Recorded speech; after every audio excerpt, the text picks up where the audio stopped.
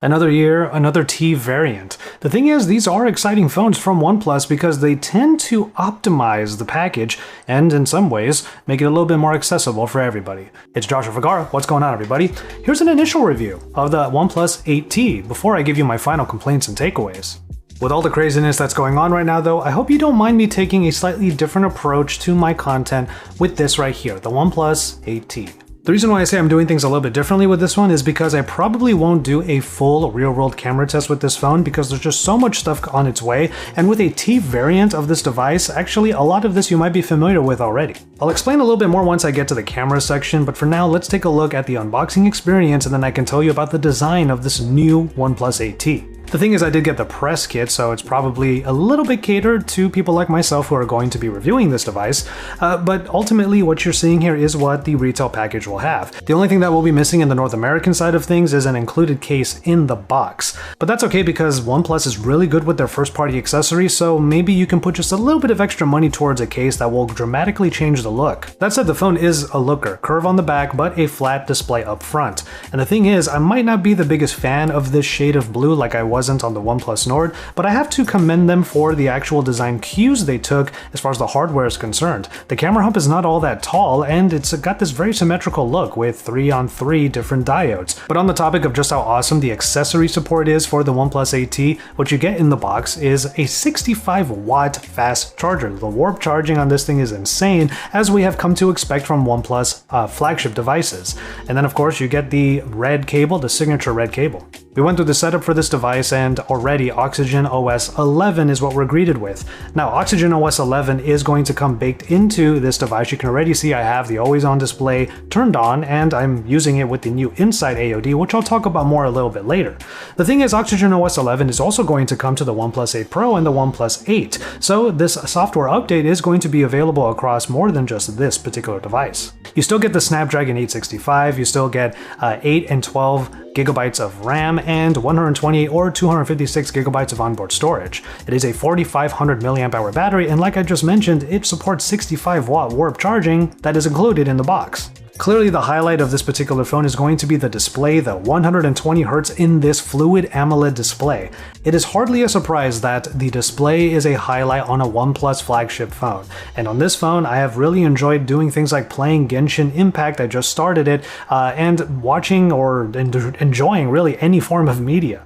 And even though 120Hz might not be supported technically by a lot of media that's out on the interwebs, at least in the interface, the actual software that you'll be staring at every single day, it is supported and ultimately pleasing, and it's exactly the kind of fluidity we've come to expect from OnePlus. And another marquee thing about this display is that it just gets super bright. At 1100 nits, I definitely have kept myself up playing Genshin Impact in bed because this thing was just shining right into my eyeballs. Also, shouts out to the fact that this is a flat panel. The curve on the back will just make ergonomics better, so you're going to get high refresh rate, you're going to get great AMOLED colors, and then it's flat, making it better for one-handed usage. Win-win-win. So let's go ahead and talk about some of this Oxygen OS 11 goodness. Now, it is still one of the cleanest Android iterations out there. There are some enhancements this time around, and it seems like things have changed a little bit stylistically.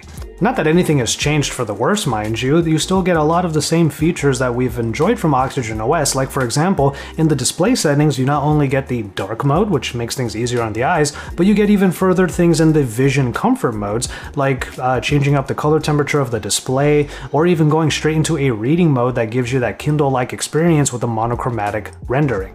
Ergonomics was a big deal for the Oxygen OS 11 engineers, as I've noticed a lot of stuff renders on the bottom half of the phone. We've already seen this with things like folders and whatnot, but it's just a lot easier to reach everything when it's, well, within reach. Like for example, if you go into the camera and you want to share your last taken photo or video, you just hold onto that icon and everything is right there next to where your finger has been pressing. And then there are actually a few changes to the way that it uses its game tools. Now you go straight into the game space, add your games to this particular app, and then in the games you can actually swipe down from one of the corners and you'll get a number of different tools. One of which is an option for you to make a floating window of a particular application that you should be able to change, but for me I've had Instagram there this whole time. I haven't figured out how to change this particular app yet, but yeah, it would be great to get Telegram on there. But this is also a new way of getting to other options like the Fanatic mode so that you can just turn off all distractions, power up the phone even more, and get that gaming performance to its top notch. There's even more to talk about in Oxygen OS 11, but I'm actually going to wait until I do a full dedicated video on it. After all, I did start a series here on my channel where I'm looking at the different iterations of Android 11 so we can see how the different phone manufacturers sort of flavor Android in their ways. The thing is, Oxygen OS 11, some of the features that they have been saying they're going to have on here are still coming in a future firmware update. One thing I can show you right now though is this inside AOD. This always on display is a good look. It's a very unique look for Oxygen OS 11's particular always on display, and it's supposed to show you not only the number of unlocks that you have done throughout the day, but it's also going to show you how much time you have spent on your phone. I actually can't really decipher exactly what the coloring or the gaps are because the explanation inside of the inside AOD settings is actually a bit unclear. But maybe that description will get a little bit more updated. Even then, we're going to get other always-on displays like Bitmoji AOD, which should be fun, and then a Canvas AOD, in which you can actually input a portrait of you or someone that you know, and it will create a sketch of it automatically, which you then put at your lock screen. So those are things that I'm looking forward to, and then I will explore other parts of Oxygen OS 11 and bring it to you in a dedicated look at OnePlus's flavor of Android 11. So let's get into the cameras, and this is where I had to make that decision regarding how to tackle my content with the OnePlus 8T. You see, while the camera hub might look pretty different and there are some different lenses on here, ultimately what you're looking at here is a retooled version of the cameras that you saw in the OnePlus 8 and OnePlus 8 Pro. The main sensor is still 48 megapixels, and you can trigger the 48 megapixel mode right inside of the photo app. You can go into the Pro mode, and it's also there in JPEG 48, so you still can get high resolution photos. However, the ultra wide angle is a 16 megapixel ultra wide angle lens, and that will allow you to still do 4K video recording, even 4K Cine recording, which I always enjoy, and you can change among the different lenses as you are recording your 4K. The wide angle lens on the 8T though is the widest they've ever made. It's 123 degrees, which is pretty nice to have, especially in video. The photos don't show too much distortion given how wide the angle is, so it's not too bad. Now, whereas in the OnePlus 8 Pro, the ultra-wide-angle lens was also 48 megapixels and it was used as a double-timed macro lens, this time you actually get a dedicated macro lens at 5 megapixels. Now, the thing is, 5 megapixels does mean that you can get some pretty good, maybe decent macro shots if that's what you're looking for, and then if you hold on the shutter button, you can get a macro video of sorts. Obviously, for many of you out there, the jury's still out on whether a macro lens is a worthy addition to a camera package, but that's what you get here. And then the last lens is a 2 megapixel monochrome lens. Now, it would be nice to just get black and white photos with something like this, we've done that before, but ultimately the monochrome lens is probably helping with some of the low light capabilities and also a bit of depth sensing. That's because one of the main modes that they are touting on this phone is a video portrait mode. Now it's going to use the main sensor, which means you can't use the ultra wide for it, which is why I kind of have to hold the camera like this and pretty far away.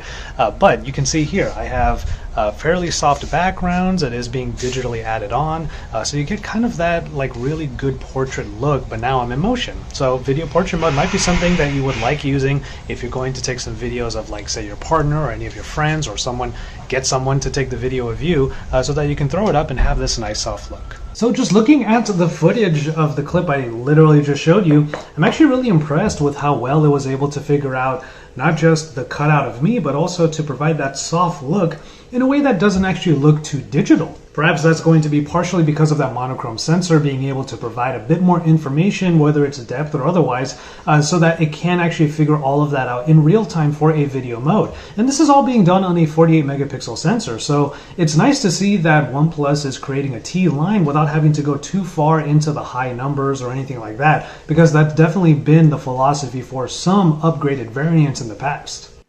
Of course, it would be great if the portrait video mode was available on the front-facing camera, because that would make it a little bit more practical. After all, when you're doing the portrait video, you're usually the one that has to shoot somebody else, or you have to get someone to shoot you. The thing is also the front-facing camera, even though it is fairly wide, it is like many front-facing cameras. It tends to fall apart in even medium light situations like this, and it's only recording 1080p video, which is something I always mention in every video. I wish that we could get higher resolution, higher quality recording from the front. And then of course one of the main modes would be the Nightscape mode, and Nightscape in particular already does a pretty good job of creating a better result out of a very not ideal scene. But then there you have Nightscape Video, which I'm still kind of figuring out exactly how it's working here. What I think is happening here is that it's pixel binning the main sensor, but it does crop back out a little bit when you compare it to a regular 1x video. So after getting some photos and videos around the house, I came to the conclusion that the camera experience actually informs the entire experience of this phone. See, you get a lot of enhancements here that are significant. In the software sense, you get Oxygen OS 11, you get the warp charging included in the box, and of course the wonderful 120Hz Fluid AMOLED display. You get basically the experience you would expect from OnePlus. But that also means that this is not going to be a very revolutionary step forward. After all, it is a T variant. Again, not a bad thing, especially since this phone is coming in at under $800, and it's going to be available here in North America, particularly in the US on Verizon and T-Mobile. So as usual, OnePlus is finding ways of getting their phones into more hands for slightly less prices than typical flagships. That's still a win, and the OnePlus 8T continues that pedigree. So that's what I'm reserving my final judgments for. I may not do a full real-world camera test because the camera package, even with its enhancements, is ultimately very familiar. But once Oxygen OS 11 hits its more final stages, I will definitely do more looks at the way it does Android 11, and then use that as a bigger backdrop to the final perspectives I have on the OnePlus 8T. Let me know what you want to know from those videos. They might be coming a little bit later on, but I did want to make sure I got you some perspectives on this and showed you why the camera, while really good, is not necessarily revolutionary, but I did want to show you some of the new stuff that OnePlus did put in. With all that said, you can look forward to everything that's going on this particular month. Techtober is definitely underway, and it's a very busy time. So yeah, subscribe to my channel if you haven't already so you can keep up with everything that I'm doing here at JV. Drop some likes on this video at the very least, and then get into some discussions in the comments down below. Let me know what you think of the OnePlus 8T, have those discussions, and yeah, I'm going to go ahead and call it on this one. Thank you so much for watching, take care of yourselves and each other, and enjoy your tea, everybody.